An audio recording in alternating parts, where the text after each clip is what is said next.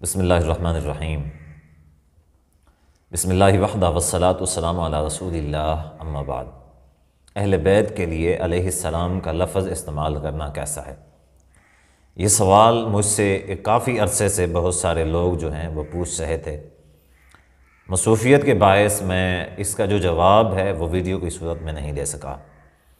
تو فرداً لوگوں کو بتا دیا کرتا تھا مختصر انداز میں، چونکہ ویڈیو کی صورت میں پھر یہ ہے کہ دلائل حوالہ جات مکمل ہوتے ہیں، تو اس وجہ سے اصل میں لوگوں کے اندر جو یہ اشکالات اور اضطرابات پائے جاتے ہیں یہ مرزا محمد علی انجینئر کی وجہ سے پائے جاتے ہیں کہ مرزا محمد علی انجینئر اس طرح کے الفاظ اہل بیت کے لیے استعمال کرتا ہے، اور مرزا محمد علی انجینئر جو ہے وہ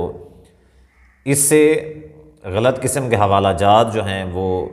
اس کے اندر بدعنوانیاں کر کے، غلط بیانیاں کر کے ثابت کرنے کی کوشش کرتا ہے کہ بیت کے لیے علیہ السلام کا جو لفظ ہے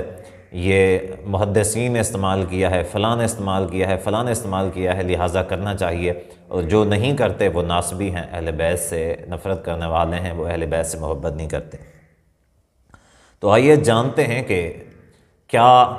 واقعی ایسا ہی ہے کہ اہل بیت کے لیے علیہ السلام کا لفظ اہل بیت سے محبت کی دلیل ہے یا پھر نفرت کی دلیل ہے؟ اس حوالے سے مرزا محمد علی انجینئر کئی ساری حدیث کی کتابوں سے حوالہ جات دینے کی کوشش کرتا ہے، کہتا ہے کہ دیکھیں صحیح بخاری کے اندر سیدہ فاطمہ کے ساتھ علیہ السلام کا لفظ ہے، سیدنا علی رضی اللہ تعالیٰ عنہ کے بارے میں بھی، اہل بیت کے بارے میں علیہ السلام کا لفظ امام بخاری نے استعمال کیا ہے، امام ابو داود نے استعمال کیا ہے، اسی طرح وہ امام ترمذی رحمہ اللہ نے استعمال کیا ہے، دیگر حدیث کی کتابوں کے حوالے دیتا ہے کہ یہ ان ائمہ نے یہ الفاظ استعمال کیے ہیں۔ پہلے تو لوگوں کو اس بات کے اوپر گمراہ کرتا رہا، کہتا کہ جی حدیث میں دیکھیں، حدیث کے اندر آیا ہوا ہے فاطمہ علیہ السلام، علی علیہ السلام، تو حدیث کے اندر آیا ہوا ہے، لیکن یہ جو مولوی ہیں یہ اس چیز کے منکر ہیں، بالخصوص یہ جو اہل حدیث ہیں یہ اس چیز کے منکر ہیں، حدیث کے اندر آیا ہوا ہے۔ اب جو اس کی جاہل سٹوڈنٹ ہیں ان بیچاروں کو کیا پتا کہ حدیث کیا ہوتی ہے؟ انہوں نے حدیث کی کتاب کھولنی اور اوپر دیکھنا کہ جی علیہ السلام کا لفظ لکھا ہوا ہے، تو ہاں بھئی یہ تو مرزا صاحب کی بات بالکل ٹھیک ہے، یہ تو محدثین نے یا حدیث کے اندر یہ لفظ آیا ہوا ہے، جبکہ حقیقت بات یہ ہے کہ یہ جو حدیث کی کتاب ہے اس کے اندر ایک ایک جو لفظ ہوتا ہے یہ حدیث نہیں ہوتا، بلکہ حدیث کی کتاب کے اندر احادیث ہوتی ہیں، اور حدیث نبی پاک صلی اللہ علیہ وآلہ وسلم کے قول، فعل اور تقریر کو کہا جاتا ہے، نبی علیہ السلام کے فرامین کو حدیث کہا جاتا ہے، نہ کہ محدثین یا دوسرے صحابہ، تابعین، ائمہ حدیث کوئی اگر ایسی اپنی بات، اپنا قول بیان کریں تو اس کو حدیث نہیں کہا جاتا۔ تو یہ پہلی جو مرزا محمد علی انجینئر کی کذب بیانی تھی، جب یہ واضح ہوئی تو بعد میں اس نے یہ کہنا شروع کر دیا کہ جی محدثین نے استعمال کیا ہے۔ تو آئیے آج اس کا یہ جو دجل ہے یہ بھی واضح کرتے ہیں کہ یہ جو الفاظ احادیث کے کتب کے اندر آئے ہوئے ہیں علیہ السلام، یہ الفاظ محدثین کے بھی نہیں ہیں۔ اب سوال یہ ہے کہ یہ الفاظ استعمال کرنا، اب یہاں پہ میں دو باتیں ثابت کروں گا۔ نمبر ایک، یہ الفاظ استعمال کرنا کیسا ہے؟ دوسرا یہ کہ اہل بیت، کیا محدثین نے اہل بیت کے لیے علیہ السلام کے یہ جو الفاظ آئے ہوئے ہیں کیا محدثین نے استعمال کیے ہیں؟ تو یہ جو دو باتیں ہیں یہ میں ثابت کرنے کی کوشش کروں گا۔ پہلا مسئلہ کہ اہل بیت کے لیے علیہ السلام کا لفظ استعمال کرنا کیسا ہے، تو اس حوالے سے یہ بتانا چاہوں گا آپ کو کہ یہ جو طریقہ کار ہے اہل بیت کے لیے علیہ السلام کا استعمال کرنا، یہ طریقہ کار اہل سنت والجماعت کا نہیں ہے۔ آپ شروع سے دین اسلام کا مطالعہ کریں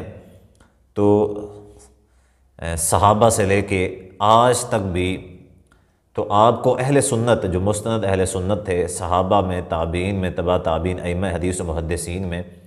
ان سے کہیں بھی ایسے الفاظ نہیں ملیں گے۔ اور مرزا محمد علی انجینئر کے لیے چیلنج ہے کہ وہ کہتا ہے کہ محدثین نے یہ الفاظ محدثین نے استعمال کیے ہیں، امام بخاری رحمہ اللہ نے یہ الفاظ استعمال کیے ہیں، تو مرزا محمد علی انجینئر کو میں یہاں پہ چیلنج دینے لگا ہوں کہ اگر آپ امام بخاری رحمہ اللہ کے بارے میں صحیح بخاری سے جو کلیم کرتے ہو اور صحیح بخاری مسلم کرتے ہو، آپ بخاری یا مسلم سے امام بخاری رحمہ اللہ کے الفاظ ثابت کر کے دیں کہ امام بخاری کے الفاظ ہیں یا امام مسلم رحمہ اللہ کے الفاظ ہیں کہ انہوں نے اہل بیت کے لیے علیہ السلام کہا ہے، تو 10,000 روپے کا آپ کے لیے انعام ہے۔ ہم نے آفر رکھی ہوئی، آپ آئیں اور آپ ثابت کریں کہ یہ امام بخاری یا امام مسلم رحمہ اللہ کے الفاظ ہیں، جبکہ حقیقت یہ ہے کہ یہ الفاظ ان کتب کے اندر وارد ہوئے ہیں، یہ بعد کے کاتبین اور جو دوسرے چھاپنے والے لوگ تھے ان کی طرف سے یہ الفاظ لکھے گئے ہیں، یہ ائمہ کے الفاظ بالکل بھی نہیں ہیں۔ تو اب آئیے جانتے ہیں کہ اہل بیت کے لیے علیہ السلام کا جو لقب ہے، اس حوالے سے سلف صالحین کا کیا موقف ہے۔ جبکہ مرزا محمد علی انجینئر جو ہے وہ جب اپنے مفاد کی بات آتی ہے، سلف صالحین جیسا کہ اس نے مثال کے طور پہ سیدنا معاویہ رضی اللہ عنہ کے خلاف جنگ کرنے کی جو بات کی تھی، اس میں امام ابو حنیفہ رحمہ اللہ یا دیگر جو سلف تھے ان کے حوالہ جات پیش کرنے کی کوشش کی، حالانکہ وہ جعلی حوالہ جات تھے، وہ جعلی حوالہ جات پیش کرنے کی کوشش کی ہے۔ آئیے آج ہم آپ کو اصلی حوالہ جات دیتے ہیں کہ سلف صالحین اس حوالے سے علیہ السلام کے حوالے سے کیا کہتے ہیں۔ امام ابن کثیر رحمۃ اللہ علیہ اس حوالے سے فرماتے ہیں، المتوفیٰ 774 ہجری، اپنی کتاب تفسیر ابن کثیر کے اندر جلد 6 ہے اور صفحہ 478 ہے۔ امام ابن کثیر رحمہ اللہ فرماتے ہیں، قلت، میں کہتا ہوں، وقد غلب ھذا فی عبارت کثیر، کہ یہ جو عبارت ہے یہ علیہ السلام کی، یہ اس کی کثرت پائی جاتی ہے آج کل، من النساخ للکتب، یہ جو نسخے چھاپنے والے ہیں ان کی طرف سے کتابوں کے اندر، ان یفرد علی رضی اللہ عنہ بان یقال علیہ السلام، کہ وہ سیدنا علی رضی اللہ تعالیٰ عنہ اکیلے کے لیے، وہ رضی اللہ تعالیٰ عنہ کو، سیدنا علی رضی اللہ تعالیٰ عنہ کے لیے علیہ السلام کا لفظ استعمال کرتے ہیں، من دون سائر صحابہ، باقی جو صحابہ ہیں سارے ان کے لیے یہ الفاظ استعمال نہیں کرتے، یا پھر علی رضی اللہ تعالیٰ کے لیے او کرم اللہ وجہ کا لفظ استعمال کرتے ہیں۔ وہذا، اور یہ جو ہے وَإِن كَانَ مَعْنَاهُ صَحِيحًا، اگرچہ اس کا معنی علیہ السلام جو ہے اس کا معنی صحیح ہے، اس کا معنی کوئی غلط نہیں ہے، لیکن ينبغي ان يساوى بین الصحابۃ فی ذلک، لیکن مناسب یہ بات ہے کہ جو سارے صحابہ ہیں ان کو مساوی رکھا جائے، ان کو برابر رکھا جائے، یہ نہ ہو کہ علی رضی اللہ عنہ کے لیے علیہ السلام کا لفظ کہا جائے اور باقی جو صحابہ ہیں ان کے لیے رضی اللہ عنہ کہا جائے۔ فإن هذا من باب التعظیم، اور یہ جو ہے من باب التعظیم و تکریم، یہ تعظیم اور تکریم کے باب میں سے ہے کہ سارے صحابہ کو مساوی رکھا جائے۔ فالشیخان و امیر المؤمنین عثمان بن عفان اولا بذلک منہ، سیدنا ابو بکر، سیدنا عمر اور سیدنا عثمان رضی اللہ تعالی عنہم جو ہیں، یہ سیدنا علی رضی اللہ تعالیٰ عنہ کے سے زیادہ حقدار ہیں اس چیز کے، یعنی اگر علیہ السلام کا لفظ استعمال کیا جائے تو وہ اس چیز کے زیادہ حقدار ہیں، رضی اللہ عنہم اجمعین۔ آگے ان سب کے بارے میں امام ابن کثیر رحمہ اللہ علیہ السلام کا لفظ استعمال نہیں کرتے بلکہ رضی اللہ عنہم اجمعین کہتے ہیں، یعنی امام ابن کثیر رحمہ اللہ کے نزدیک یہ لفظ کہنا کوئی مناسب نہیں ہے، بلکہ وہ خود رضی اللہ عنہم کہتے ہیں، اور وہ کہتے ہیں کہ یہ جو ناسخین ہیں یہ کوئی ائمہ کی نہیں ہے طرف سے، نہ امام بخاری کی طرف سے، نہ امام مسلم کی طرف سے، نہ امام ابو داود اور امام ترمذی کی طرف سے، بلکہ یہ تو بعد میں نسخے چھاپنے والوں کی طرف سے یہ چیز غالب آ گئی تھی کہ انہوں نے علیہ السلام لکھنا شروع کر دیا تھا سیدنا علی رضی اللہ تعالیٰ کے ساتھ۔ اب آئیے، یہ جو حوالہ ہے یہ پہلا حوالہ ہے۔ دوسرا حوالہ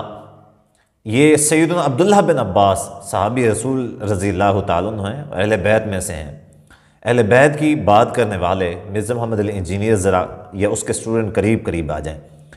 یہ سیدنا عبداللہ بن عباس رضی اللہ تعالیٰ عنہ کا جو فرمان ہے وہ کتاب ہے فضل الصلاۃ علی النبی صلی اللہ علیہ وسلم،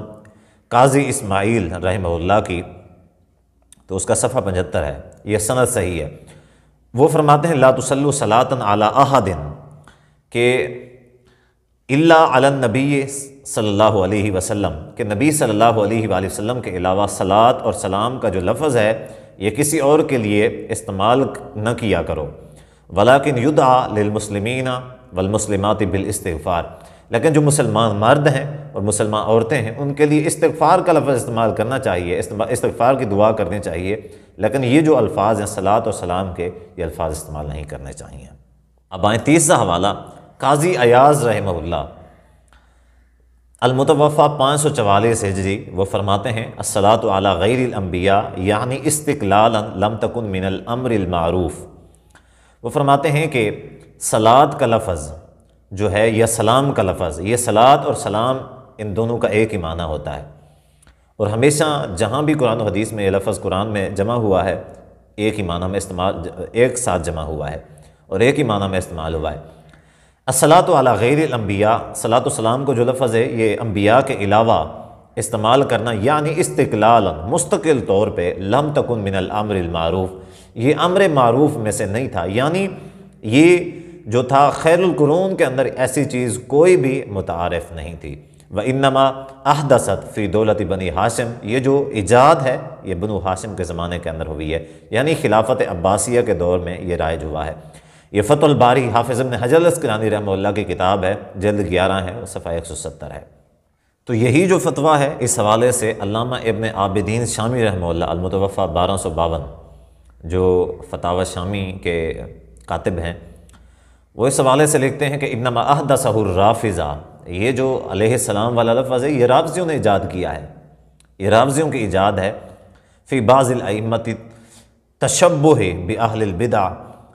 منہی عنہ، فرماتے ہیں کہ اپنے بعض اماموں کے لیے والتشبہ باہل البدع منہی، اہل بدعت جو ہیں ان کی مشابہت جو ہے وہ منع ہے۔ تجب مخالفتہم، کہ پھر یہ جو لوگ ہیں اہل بدعت ہیں ان کی مخالفت جو ہے یہ واجب ہے، واجب ہے، فتاوی شامی جلد 6 ہے اور صفحہ 773 ہے۔ تو اس سے پتہ چلتا ہے، ویسے تو اور بھی اس حوالے سے بہت سارے حوالہ جات ملتے ہیں، کہ اس سے یہ پتہ چلتا ہے کہ اہل سنت کے جو بڑے بڑے کبار گزرے ہیں ان کا اس بات کے اوپر اجماع ہے کہ یہ جو لفظ ہے علیہ السلام کا یہ انبیاء کے لیے استعمال کرنا چاہیے، یہ صحابہ میں یا اہل بیت کے لیے کسی کے لیے بھی استعمال نہیں کرنا چاہیے، کیونکہ روافظ کا طریقہ ہے اور یہ روافظ کی ایجاد ہے، یہ اہل سنت کی ایجاد بالکل بھی نہیں ہے۔ تو یہ بات تو ثابت ہے کہ مرزا محمد الانجینئر جو ہے یہ ایران کے ٹکڑوں پہ پلنے والا یہ ایک وحشی جانور ہے، یہ ایسا درندہ ہے جو اہل سنت کو گمراہ کرنے کے در پہ ہے۔ تو اللہ تعالیٰ سے دعا ہے کہ اللہ تعالیٰ مرزا محمد الانجینئر کا جو شر ہے اس کا شر اس کے اپنے اوپر لوٹا دے۔ اگر اس کے نصیب میں ہدایت لکھی ہے تو اللہ تعالیٰ اس کو ہدایت دے، اگر اس کے نصیب میں ہدایت نہیں لکھی تو اللہ تعالیٰ اس کو نیست و نابود فرما دے۔ والسلام علیکم ورحمۃ اللہ وبرکاتہ۔